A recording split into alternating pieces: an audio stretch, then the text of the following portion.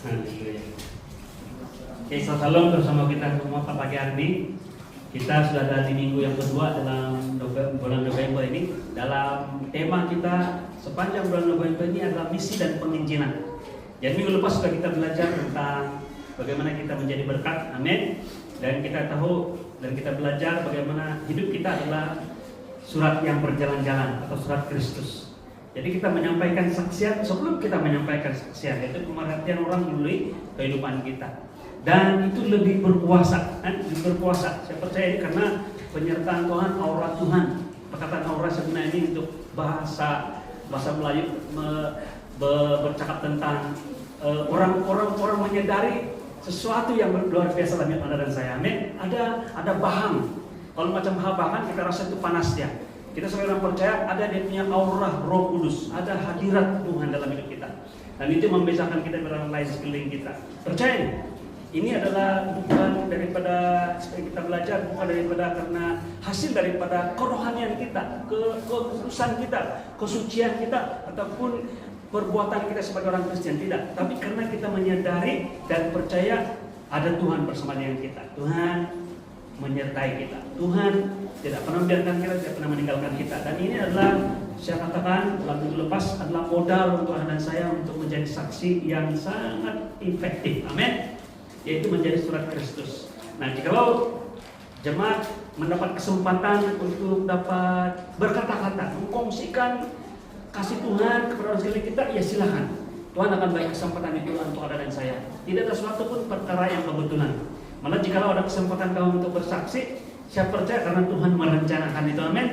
Dia bagi kita satu situasi, satu lebih tepat penghormatan dan juga satu orang bilang penghormatan, privilege ini untuk dapat mengkongsikan firman Tuhan, amin. Nah, kita tidak nafikan ada di antara jemaat Tuhan, ada orang-orang percaya yang dipanggil khusus untuk menjadi pelayan. Oke, yang menjadi missionaries, yang menjadi pelayan mimbar, yang menyampaikan firman Tuhan dan sebagainya. Tapi kita belajar pada minggu lepas bahwa kita sama, semua kita sama. Apapun label kita, kalau kita ada label, sebenarnya tidak ada label lah, sama saja kita semua di depan Tuhan. Kita memerlukan kasih karunia Tuhan. Kita adalah penginjil. Kita adalah orang yang diamanatkan untuk menyampaikan berita gembira, yaitu Injil kasih karunia kepada orang sekeliling kita. Amin. Ataupun pengharapan apa yang kita miliki dalam Tuhan. Minggu ini kita belajar lebih dalam lagi tentang kasih karunia Tuhan yang membawa keselamatan kepada semua orang. Dalam paparan ini macam tidak begitu bagus, tidak mesra.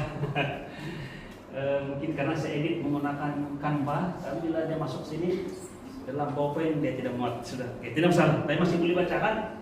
Kasih karunia dalam misi penginjilan, tema kita kasih karunia yang membawa keselamatan kepada semua orang.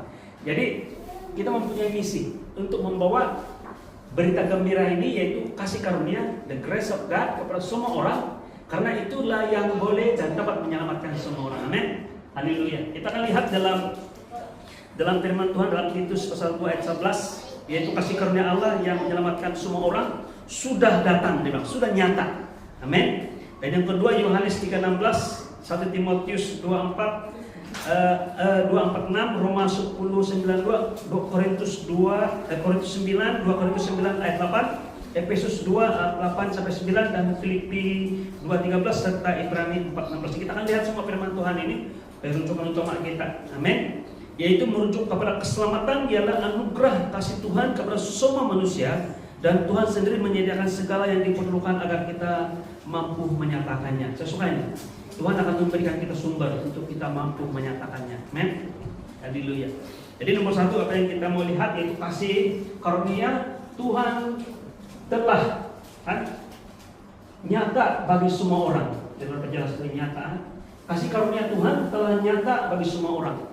Amin. Sudah dinyatakan kepada kita semua. Yaitu terdapat dalam 1 Titus 2 ayat 11, teman-teman mengatakan, karena kasih karunia Allah yang menyelamatkan semua manusia sudah nyata. Amin. Kalau kita lihat dalam ayat firman Tuhan ini, dia katakan juga yang mendidik, yang membimbing kita. Amin. Untuk hidup dalam kebenaran. Amin. Jadi sudah dinyatakan pada kita bahwa kasih karunia yang menyelamatkan. Jadi bila berbicara tentang kasih karunia yang menyelamatkan, itu bukan pengajaran, tapi itu adalah pribadi, yaitu pribadi Yesus Kristus sendiri. Dalam Yohanes pasal 3:16, kita semua hafal ini, puji Tuhan, malah anak sekolah minggu juga hafal ini. Yaitu dia katakan, karena begitu besar kasih Allah akan dunia ini, sehingga ia telah mengaruniakan anaknya yang tunggal, supaya setiap orang yang percaya kepadanya tidak binasa, melainkan beroleh hidup yang kekal. Jadi ini dua pernyataan ini. Yang pertama, kasih karunia sudah dinyatakan, yang boleh menyelamatkan semua orang sudah dinyatakan.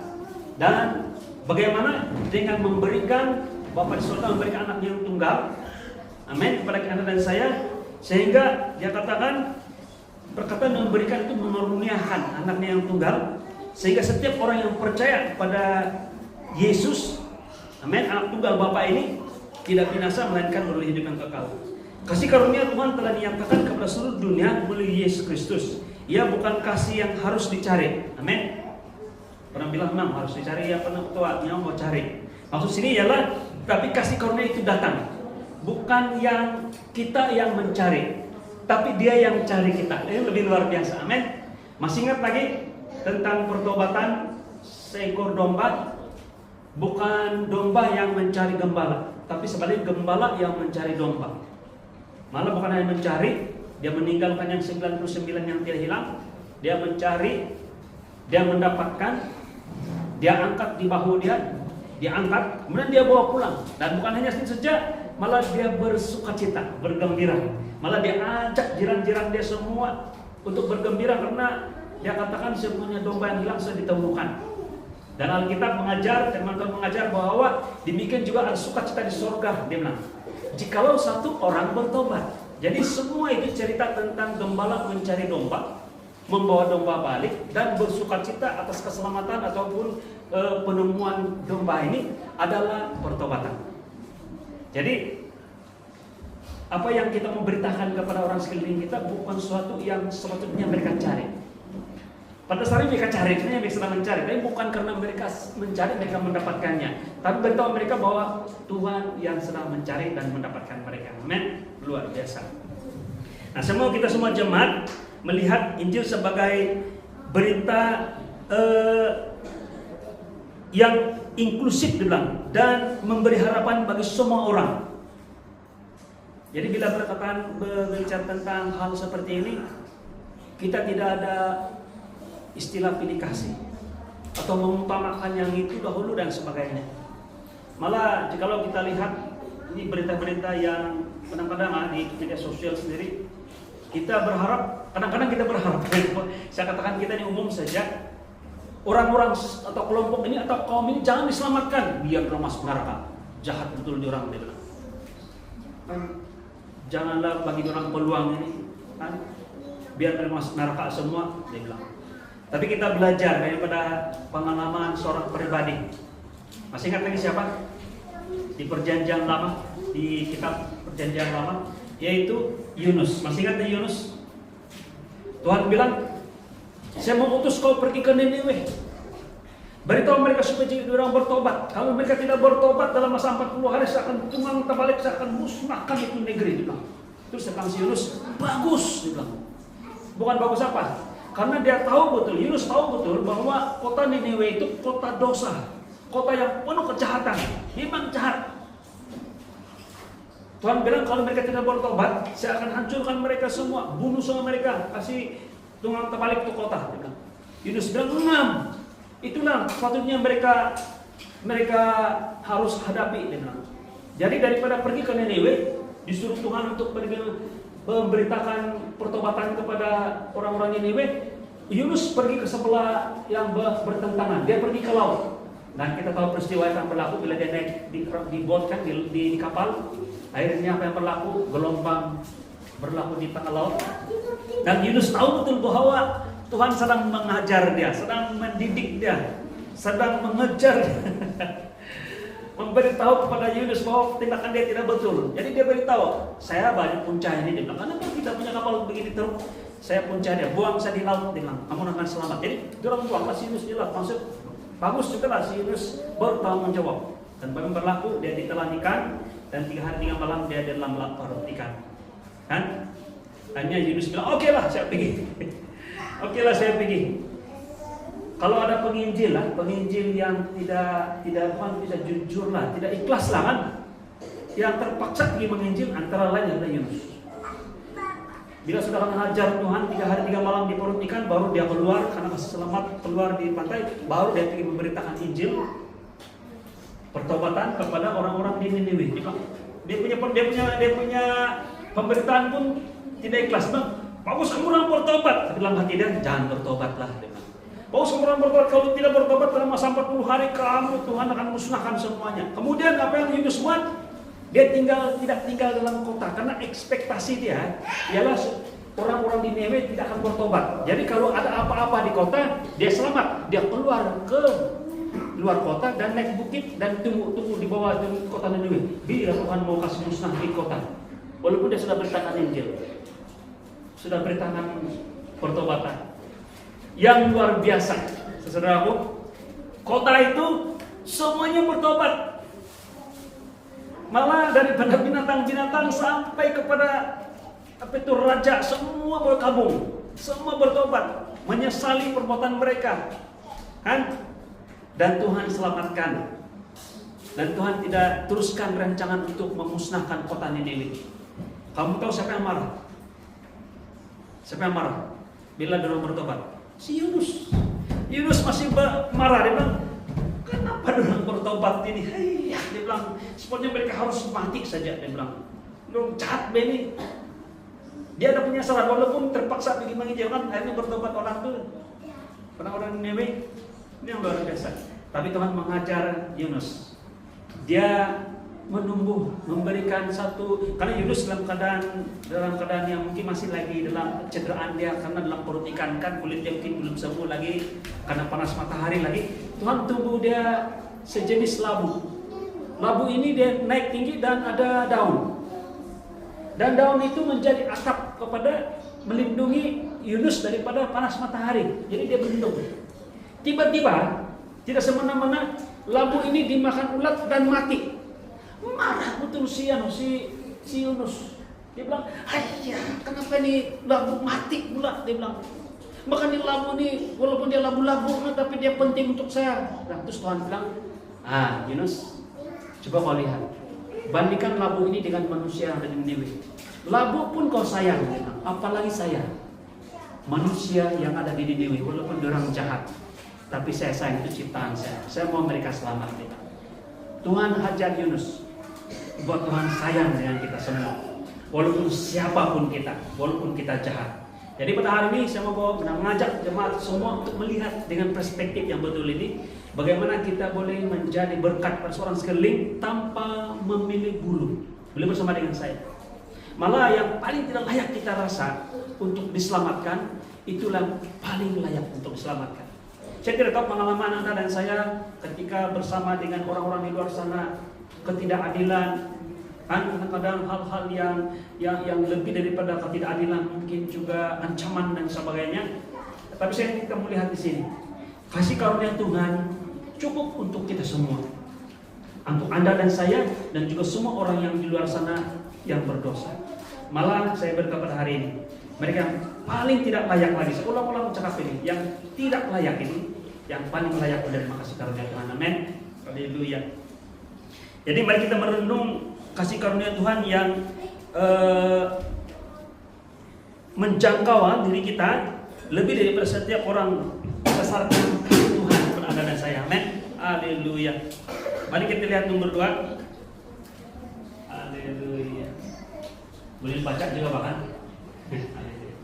Nomor 2, keselamatan itu adalah anugerah, bukan pekerjaan.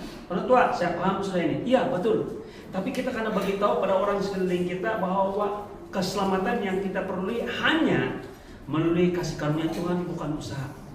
Dan jika saya cakap begini kan, sebenarnya orang yang perlu dan harus mendengar Injil di luar sana bukan hanya orang-orang yang bukan Kristen atau orang percaya, yang mengaku percaya menerima Yesus. Tetapi juga pada orang-orang di dalam gereja yang masih melihat bahwa keselamatan itu bukan hanya kasih karunia tapi juga usaha mereka. Isu dan problem dalam gereja pada masa kini adalah yang mix atau yang campur. yang mau kasih karunia, tapi mau juga menekankan hukum Taurat untuk menekankan tentang hidup kudus, malah yang menentukan keselamatan kita. Dia katakan begini, ya penutua betul, kita diselamatkan oleh pekerjaan Yesus kayu salib yang sempurna, tapi selepas kau percaya, dia bilang kamu harus hidup mematuhi segala hukum Taurat, peraturan dan ketetapan hukum untuk supaya kita mempertahankan kita punya kekudusan. Dia bilang, saudaraku, jawaban itu adalah jauh daripada yang betul, salah. Dalam Alkitab mengajar kita bahwa yang campuran ini adalah sangat berbahaya. Alkitab mengajar bahwa seumpama kita memasukkan anggur baru dalam kantong yang lama. Apa yang berlaku ialah kantong yang anggur yang baru ini akan mengalami penapaian, proses penapaian atau fermentasi, akhirnya bocor. Ini kantong lama ini, kantong kulit yang lama ini, akhirnya bocor dan sayang, tidak ada dapat menampung atau menyimpan yang sepatutnya berfungsi untuk menyimpan wine tersebut. Dalam Wahyu juga diajar tentang istilah suam-suam hukum. Alkitab mengajar kita bahwa Tuhan katakan bahwa alangkah baik kalau kita panas atau kita sejuk. Bukan suam-suam. Firman Tuhan bukan oleh karena kamu suam-suam, maka aku memuntahkan kamu dari mulutku. Dia bilang. Apa maksud ini? Jikalau kita mau mengikuti hukum Taurat sepenuhnya. Karena saya sangat yakin orang yang jujur dan ikhlas mau melakukan, hukum Taurat akan insaf, sadar bahwa mereka tidak mampu. Sehingga hukum Taurat itu, dan itulah fungsi hukum Taurat sebenarnya, jikalau kita jujur dan ikhlas, yaitu membawa kita kepada penghujung kekuatan kita, sehingga kita katakan saya tidak mampu. Hukum Taurat memberitahu kita bahwa kita ini orang berdosa, orang yang gagal, orang yang tidak mampu.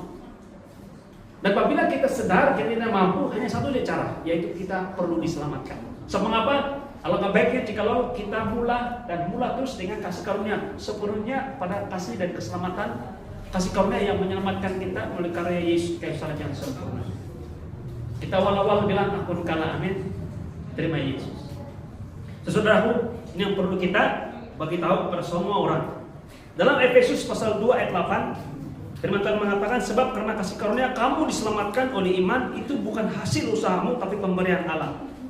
Dalam Roma 5 ayat 8 dikatakan, akan tetapi Allah menunjukkan kasih-Nya kepada kita oleh karena Kristus telah mati untuk kita ketika kita masih berdosa. Ini menunjukkan pada kasih Tuhan kepada kita, bukan berdasarkan kebaikan kita. Keselamatan yang kita peroleh oleh karena Tuhan mati untuk Anda dan saya, malah ketika Anda dan saya masih lagi dalam dosa.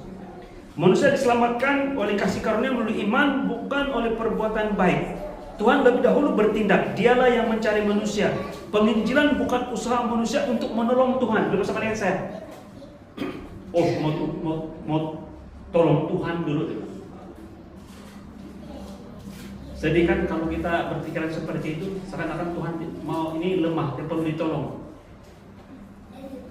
Apalagi ada yang membela Tuhan. Tetapi adalah kerjasama. Maksudnya bersama sini ialah bersama-sama merasakan kasih yang sudah kita rasakan oleh karena kemurahan dan anugerah Tuhan sudah berikan limpah kepada kita. Kita tidak mau kongsikan kepada orang sekeliling kita. Amin. Karena apa yang sudah kita alami, kita mau orang lain juga mengalami.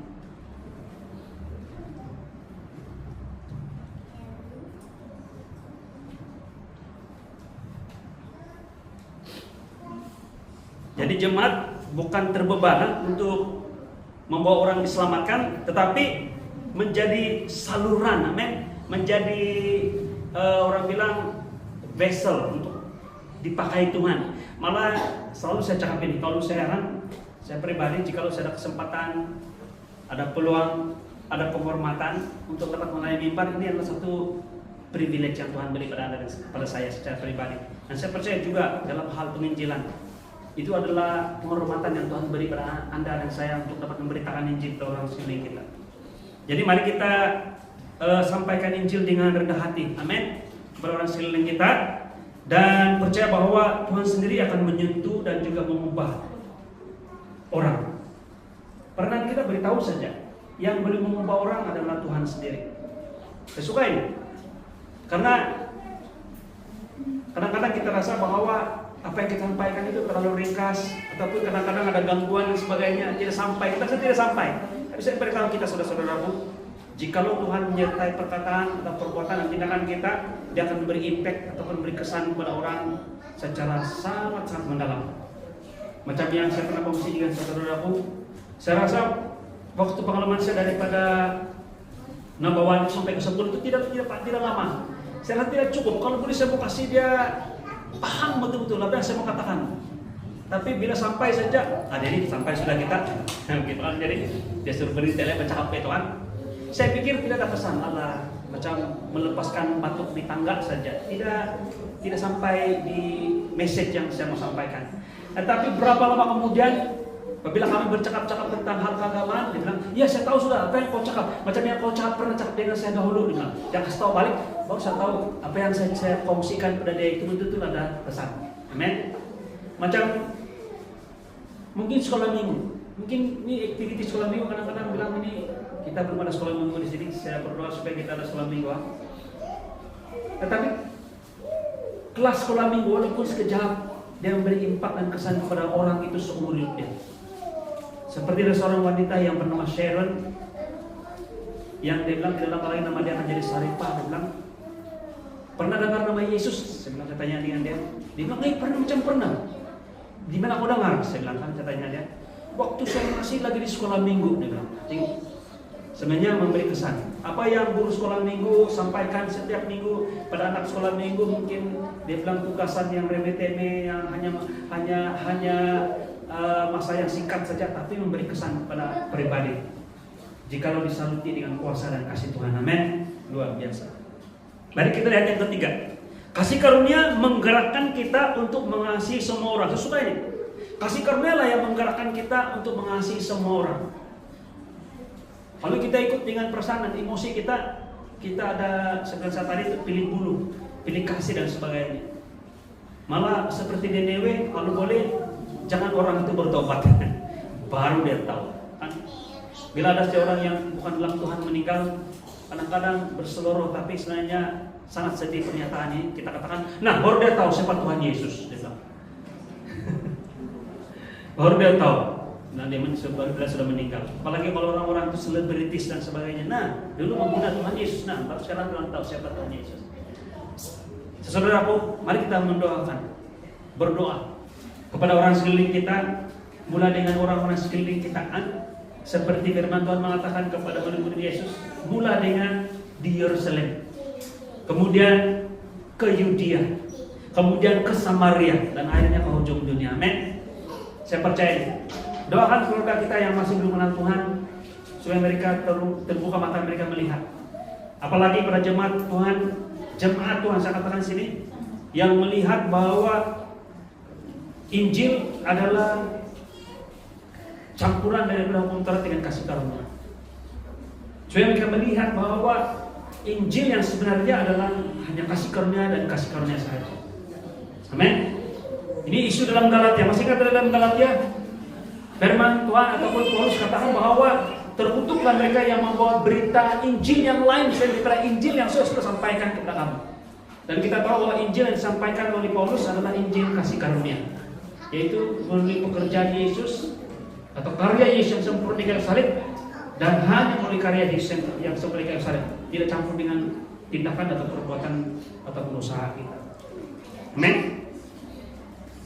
Dalam 1 Timotius pasal 2 ayat 4 sampai 6, Bapa di sorga, yaitu dia katakan menghendaki supaya semua orang diselamatkan dan beroleh pengetahuan kebenaran. Nah, ini dua hal ini, beroleh keselamatan dan memperoleh pengetahuan tentang, amin, akan kebenaran. Karena Allah itu Esa, dan Esa pula dia yang menjadi pengantara antara Allah dan manusia, yaitu manusia Kristus Yesus, yang telah menyerahkan dirinya sebagai tebusan bagi semua manusia. Itu kesaksian pada waktu yang ditentukan. Amin. Jadi kita sampaikan tentang apa yang Yesus sempurna dan karya Yesus sempurna di kayu salib untuk Anda dan saya. Dan saya mau beritahu kepada saudaraku, adalah kehendak Tuhan untuk melihat semua orang diselamatkan. Amin. Karena begitu besar kasih Allah dunia ini, sehingga dunia ini bukan hanya Sabah saja ataupun hanya puak-puak tertentu saja, tidak. Supaya setiap orang yang percaya kepada Tuhan Yesus tidak akan binasa, melainkan berhidup yang kekal. Kalau kita lihat dalam Yohanes pasal 13 ayat 34, firman Tuhan berbunyi seperti ini, aku memberikan perintah baru kepada kamu, yaitu supaya kamu saling mengasihi. Nah, ini saya mau tegaskan ini. Saling mengasihi sama seperti aku telah mengasihi kamu, demikian pula kamu harus saling mengasihi.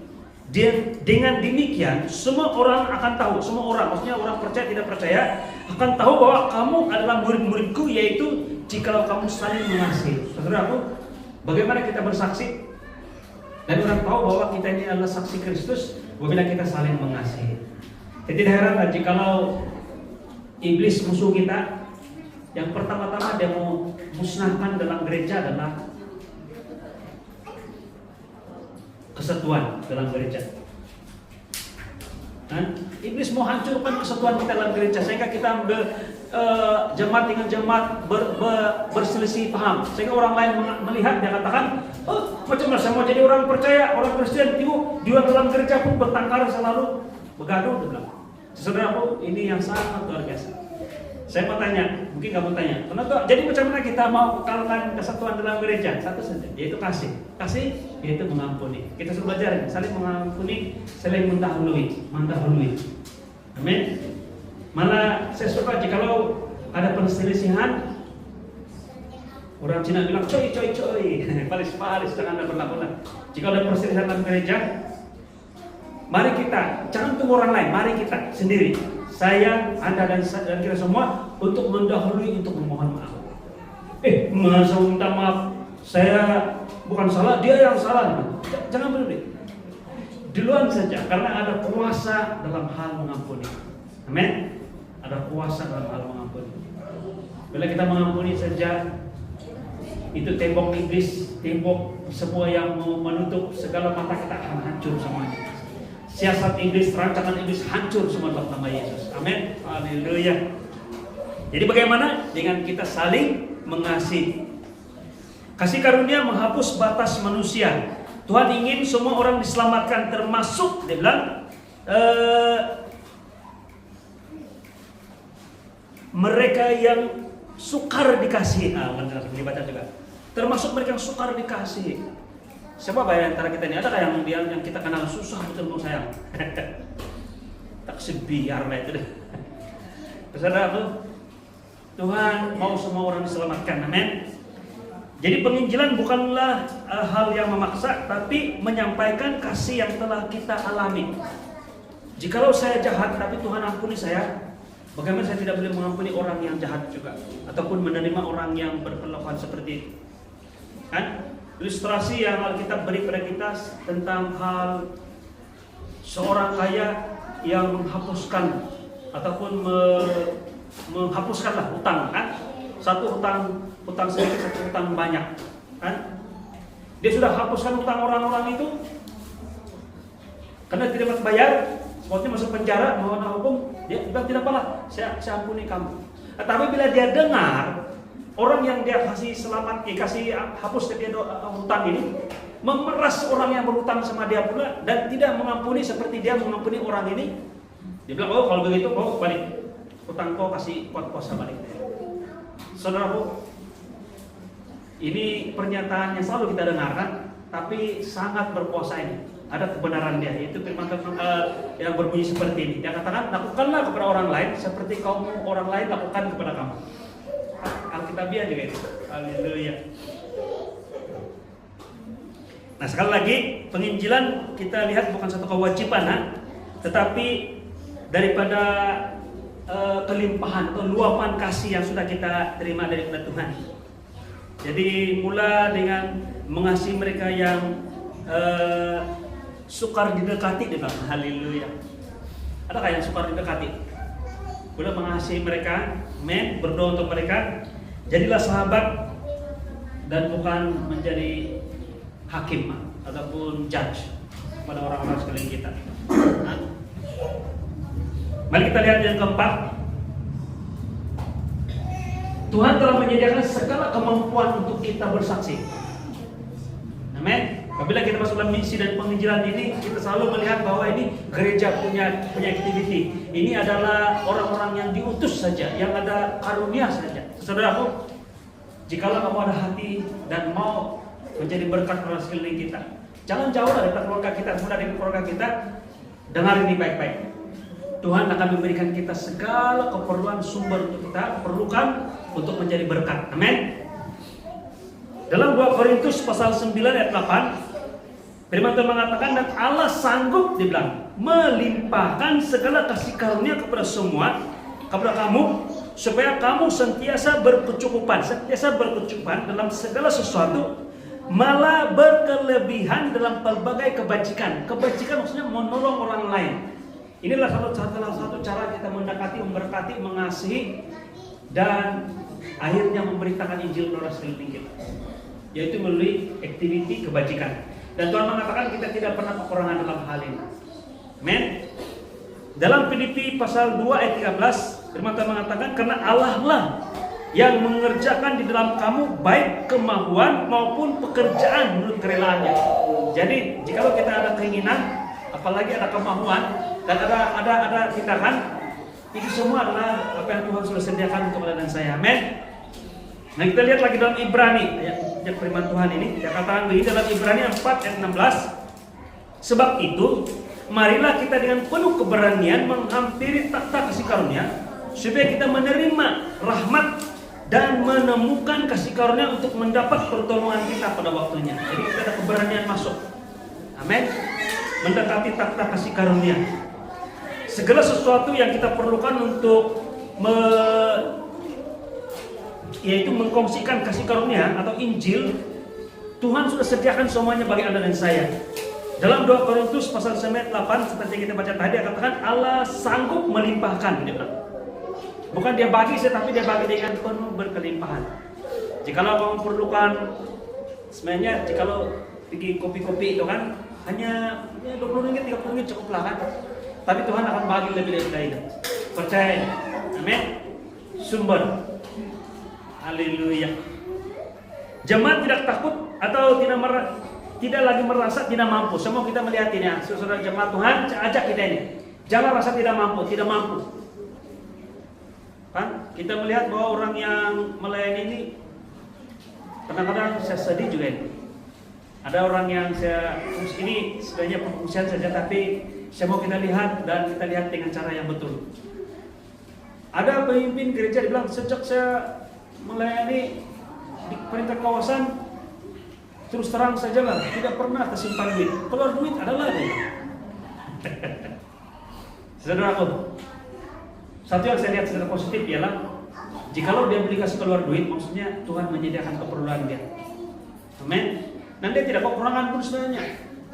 Tapi kalau kita melihat dari segi negatif, kita bilang Allah, kalau mau pilih melayani di sebagai EJK kan, kasih keluar duit saja, tidak pernah masuk duit, dia bilang. Tapi dia lupa bahwa ketika dia kasih keluar duit, sebenarnya Tuhan sudah sediakan keperluan dia untuk kasih keluar duit itu.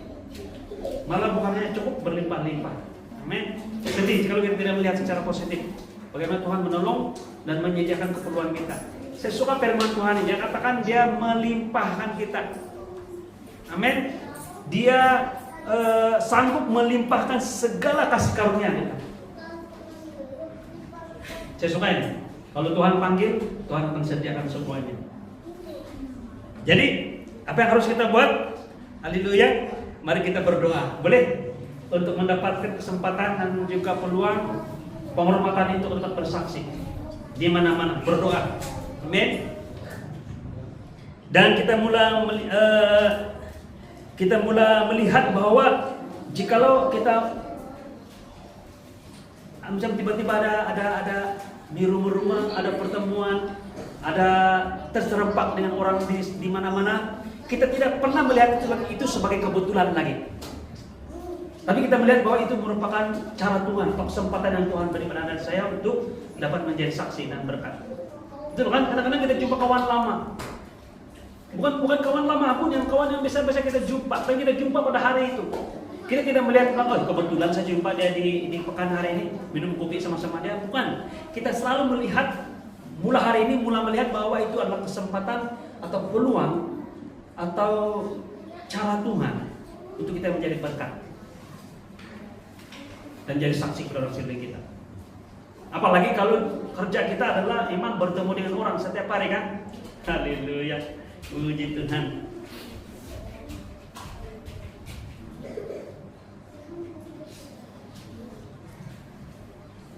Dan kita tahu bahwa seperti dalam Ibrani pasal 4 ayat 16, jikalau pada waktu itu kita perlukan sumber, Tuhan akan sediakan semuanya. Amin. Dan kita berani mendekati ataupun masuk dalam takhta kasih karunia. Amin. Karena janji Tuhan ini. Tuhan, kita katakan doa, Tuhan, Engkau memberikan saya kesempatan untuk bertemu dengan orang ini pada petang hari ini.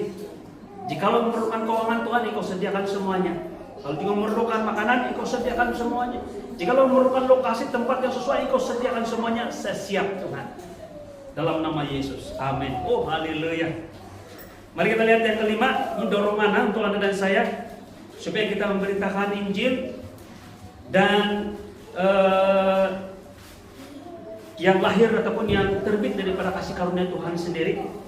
Dalam 2 Korintus pasal 5 ayat 14, firman Tuhan mengatakan begini, sebab kasih karunia yang menguasai kami, dibilang, tengok.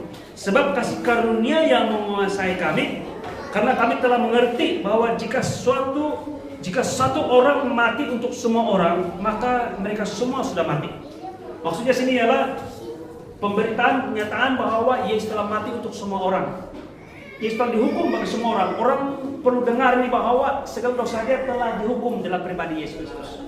Tapi sebelum itu kita lihat ini, firman Tuhan mengatakan bagaimana Paulus melihat bahwa ketika dia pergi dan memberitakan Injil, dia tahu yang menguasai dia adalah kasih karunia Tuhan. Amen.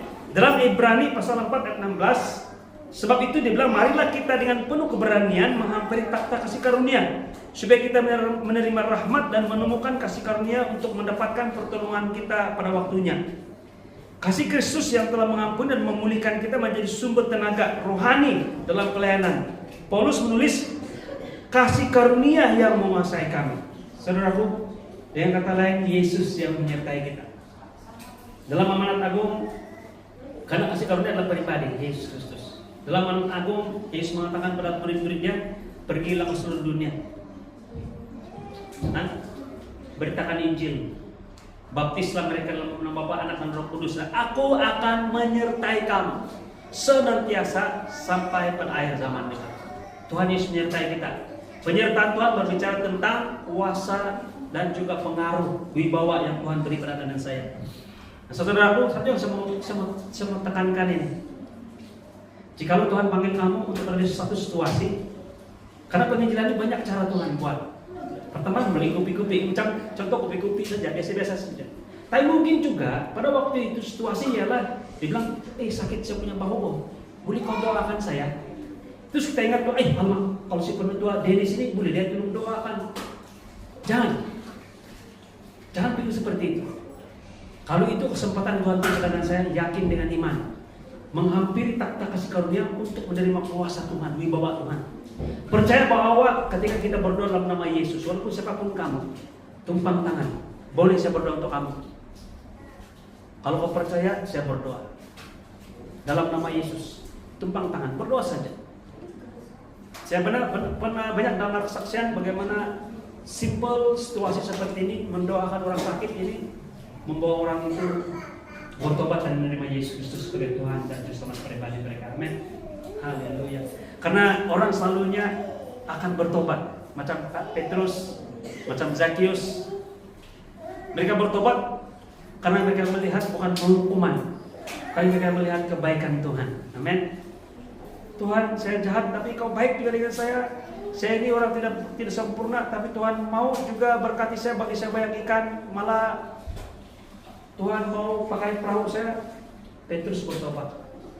Yang Zakius yang sudah pendek, jahat lagi, tukang peras lagi, pungut cukai lagi, tapi baru Roma lagi waktu itu. Dia katakan, walaupun saya jahat begini, saya ditolak oleh masyarakat saya sendiri, tapi Tuhan Yesus masih mau menerima saya. Ketika dia menerima kebaikan Tuhan itu, penerimaan Tuhan itu, dia bertobat. Amin. Satu lagi di perjanjian di penulisan Paulus, kepala penjara Ketika gempa bumi berlaku, dia sudah buat ekspektasi, semua bantuan sudah lari. Kalau semua sudah lari, maksudnya dia bertanggung jawab. Daripada dia kena bunuh, dia kena hukum mati, hukuman bunuh oleh dia punya orang atasan dia bilang lebih baik saya bunuh diri sejak awal. Tapi ketika dia mau bunuh diri, sudah Paulus bilang, jangan, bos, waden, penjara, jangan apa-apakan diri kamu, jangan susah. Kami tidak lari, dia bilang si Paulus, si Silas. Malah si Paulus dan Silas kumpulkan semua itu yang di penjara itu supaya jangan lari, kumpul satu tempat. Walaupun mereka boleh lari sebenarnya, karena itu dinding penjara sudah runtuh. Tapi dia kumpul, jangan apa-apakan diri kamu. Kami sini semua ini tidak lari. Kenapa kamu tidak lari? Bukankah kamu ada peluang untuk bebas? Kenapa tidak lari saja? Paulus bilang, saya beritahu kamu, walaupun kami dalam penjara, kami lebih bebas daripada kau yang bukan dalam penjara. Dan oleh karena kebaikan Paulus, kebaikan yang diterima oleh kepala penjara, malam itu firman Tuhan mengatakan kepala penjara ini dan keluarga dia semua bertobat, terima Yesus. Amen. Saudaraku, percaya diyakini ketika Tuhan beri kesempatan kepada kamu untuk menjadi berkat, walaupun ada hal yang mungkin kamu tidak dapat, yang tidak biasa lakukan, mungkin menumpangkan tangan dan berdoa, percaya, amin. Tuhan sediakan perluan Anda dan saya, amin. Haleluya. Mari kita lihat nomor 6. Yang terakhir ini aplikasi dalam kehidupan Anda dan saya. Boleh? Haleluya. Yang boleh kita aplikasikan dalam kehidupan kita sebagai orang yang melaksanakan misi penginjilan ini, yang menyahut misi ataupun amanat agung Tuhan Yesus, bukan sebagai suatu obligasi ataupun satu tanggung jawab atau satu arahan, satu pekerjaan, tetapi oleh karena limpahan kasih yang Tuhan sudah beri pada Anda dan saya. Saya mau supaya orang lain merasakan apa yang saya rasakan. Saya dibebaskan, saya mau orang lain juga dibebaskan. Saya yang jahat diampuni Tuhan, bagaimana saya tidak boleh mengampuni dan menyatakan bahwa pengampunan juga orang-orang yang jahat itu boleh terima. Dan kita beritahu tentang Yesus yang telah menggantikan tempat mereka. Yesus telah dihukum, oleh karena satu orang mati, semua orang sudah mati. Maksudnya mereka harus menerima dan terima kebenaran ini bahwa melalui Kristus Yesus hukuman terhadap mereka semua sudah dihukum dalam pribadi Yesus. Mereka sudah dibebaskan. Amin. Mari kita lihat ini dalam Matius pasal 5 ayat 16. Demikian hendaknya kamu bercahaya, dia bilang. Saya suka ini. Di depan orang supaya mereka melihat perbuatanmu yang baik dan memuliakan Bapamu di sorga. Kenapa melihat perbuatan? Karena Tuhan bukan kerohanian lebih penting, betul. Tapi yang melihat kita ini bukan orang rohani. Mereka tidak dapat melihat hal-hal rohani. Orang-orang di luar sana tidak ada Tuhan Yesus. Mereka tidak dapat menilai kita dengan secara rohani. Mereka hanya dapat menilai kita dengan tindakan dan perbuatan kita. Jadi kita berdoa dalam nama Yesus supaya kita pergi ke luar sana, kita berbuah roh dengan iman. Tuhan menyertai segala tindak tanduk kita, sehingga kita memperlihatkan orang sekeliling kita tentang kebaikan yang ada pada orang-orang yang percaya. Karena mereka hanya dapat melihat perbuatan kita. Beri bersama dengan saya. Ketika mereka melihat, mereka mulai bertanya. Mereka mulai ada apa itu orang bilang curious. ada mau tanya soalan. Apa beza kamu dengan kami? Dan waktu itulah Tuhan akan buka jalan untuk Anda dan saya untuk menyatakan kesaksian yang ada pada kita, pengharapan yang ada pada kita dalam Yesus. Dalam Kolose 4:5, hiduplah dengan penuh hikmat terhadap orang-orang luar dan pergunakanlah waktu yang ada, kesempatan yang ada. Amen. Oh, haleluya. Jadi jangan risau. Firman Tuhan mengatakan dalam 1 Korintus 1 ayat 30 bahwa hikmat juga adalah Yesus. Kau memiliki Yesus, kau memiliki hikmat. Amin. Dia bukan hanya hikmat, tapi kebenaran, kekudusan. Amin. Tuhan bagi kita ketiga-tiga di hikmat, kekudusan dan kesucian ini didapat kebenaran di dalam Yesus. Bapa di surga menjadikan Yesus bagi kita hikmat, kebenaran, kekudusan. Amin. Yang jadi satu tentang hikmat, percaya bahwa Tuhan akan beri kita apa yang harus kita katakan tepat pada waktunya, di tempat yang tepat. Amin. Dalam 1 1 Tesalonika pasal 1 ayat 5 firman Tuhan mengatakan, sebab Injil yang kami beritakan bukan disampaikan kepada kamu dengan sia-sia, dibilang, tetapi juga dengan kekuatan oleh Roh Kudus dan dengan suatu kepastian yang kokoh, amin. Memang kamu tahu bagaimana kami bekerja di antara kamu oleh karena kamu, dia bilang. Jadi Paulus mengatakan bahwa apa yang dia beritakan dibaluti dengan kuasa dan wibawa daripada Tuhan, amin. Haleluya. Kesaksian yang paling berkuasa bukanlah penyertaan yang kuat. Apa ini? Beliau bertolong saya kan?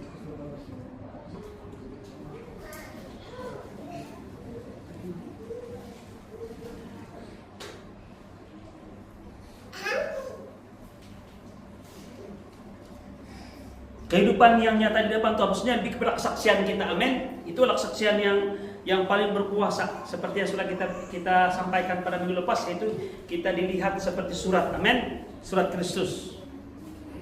Tuhan telah membuka peluang-peluang di sekeliling kita untuk menjadi terang, amin.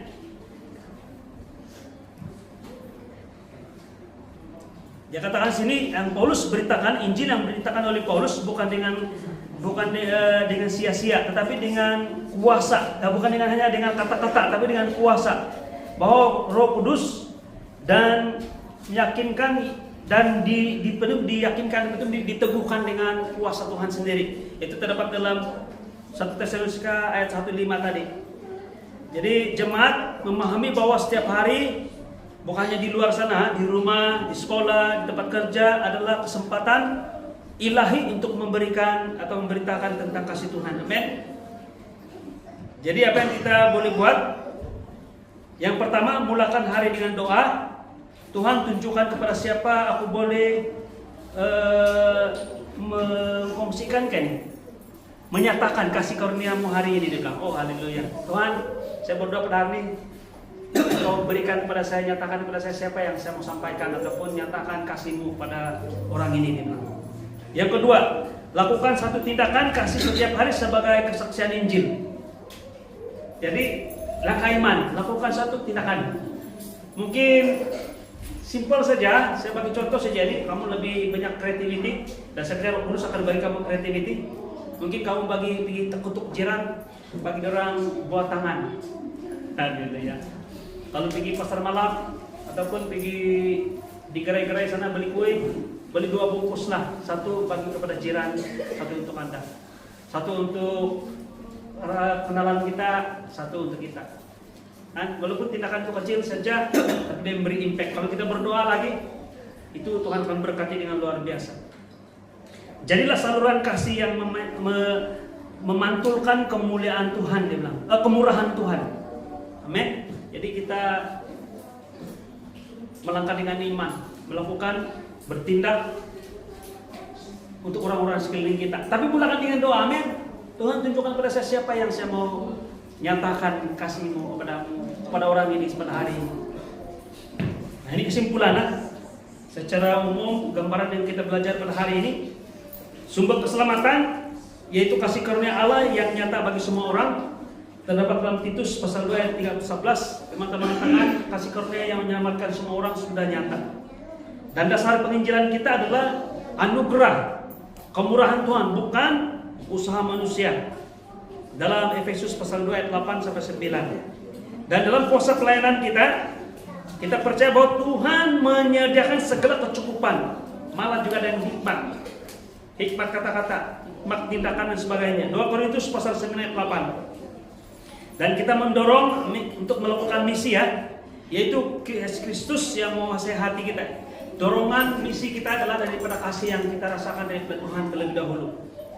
Dan kekuatan kita adalah takhta kasih karunia. Sentiasa datang dan berharap pada takhta kasih karunia Tuhan.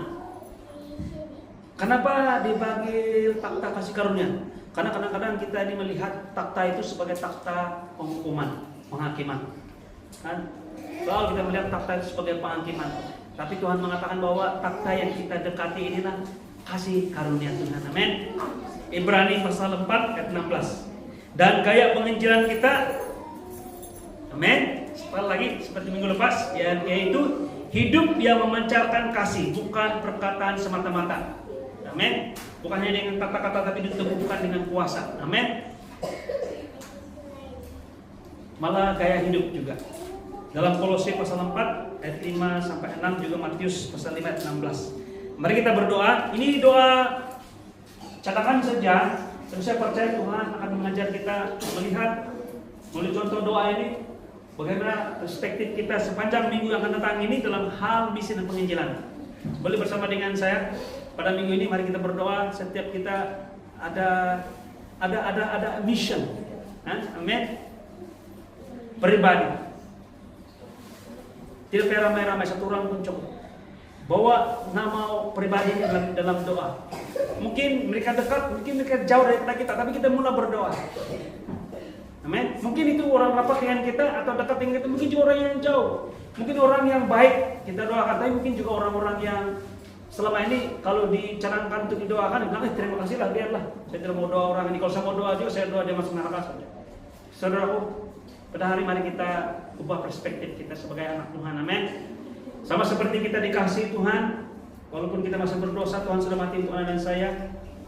Kita tidak layak, tapi Tuhan melayakkan kita. Demikian juga kita melihat orang sekeliling kita. Amin. Doa dia seperti ini. Tuhan, terima kasih karena kasih karunia-Mu. Tuhan menyelamatkan kami dan melengkapi kami untuk mengasihi dunia ini. Engkau telah menyediakan setiap kesempatan, hikmat dan kekuatan untuk kami bersaksi. Biarlah kasih yang mengalir dari takhta kasih karunia-Mu menjadi dorongan kami untuk membawa orang mengenal Yesus. Dalam nama Tuhan Yesus Kristus kami berdoa. Amin. Saudara, ini doa ya. Saya percaya Tuhan mau mendorong kita semua.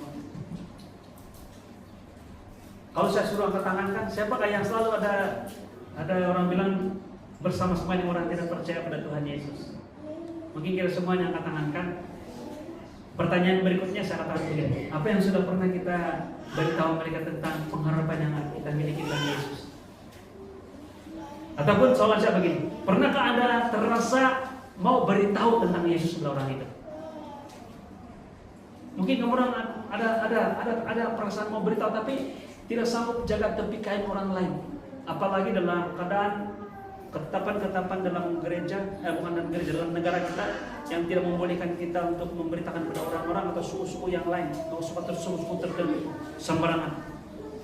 Tapi mari kita melalui dua khotbah sudah pada minggu ini, pada bulan ini, saya mengajak jemaat Tuhan bahwa kita semua ini adalah surat Kristus. Mari kita berdoa. Tuhan bukannya beri kesempatan kita untuk berkata-kata menyatakan kepada mereka, tapi melalui tindak tanduk dan kelakuan kita memberkati orang ini.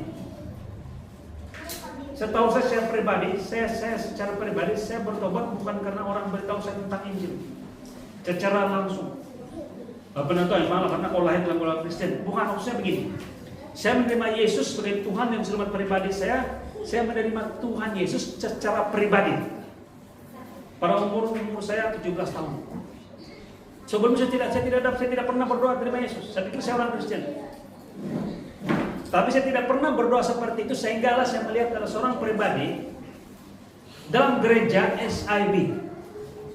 Waktu itu saya bukan gereja saya nih.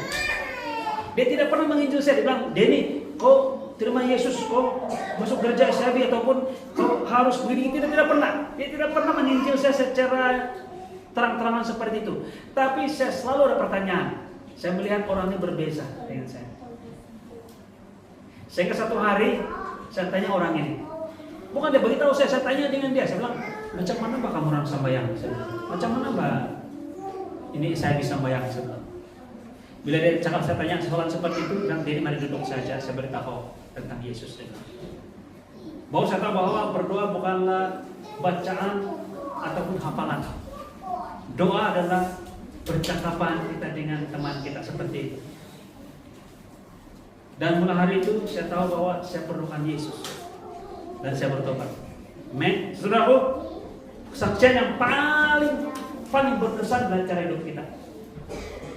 Jadi mulai hari ini jika ada pertanyaan ini saya tanyakan itu, ada soalan yang saya tanyakan itu kamu jawab iya. Mulai hari ini katakan dengan iman, saya mau ada misi di depan Tuhan. Saya mau beritahu kepada mereka tentang pengharapan yang saya miliki. Tuhan, saya tidak pandai bercakap, tapi saya tahu Engkau tahu cara bagaimana memakai saya. Tuhan, beli guna jika saya dapat peroleh sumber, Engkau pakai, Engkau sediakan segala sumber. Maksudnya uang lah, mungkin beli tapau lah. Macam saya tidak tahu, macam Tuhan bagi limpatnya kamu, bagi buat tangan dan sebagainya, atau mungkin hadiah dan sebagainya, atau situasi tertentu. Tuhan beritahu, saya mau dan bagi dan buka jalan untuk saya. Amin. Jadi semua kita pada hari ini sebelum Christmas tahun 2025 ini, bulan 11 ini kita ada misi masing-masing. Amin. Karena bulan 12 kita merayakan misi Yesus menyelamatkan kita semua. Haleluya, puji Tuhan. Mari kita berdoa semua, kita berdoa.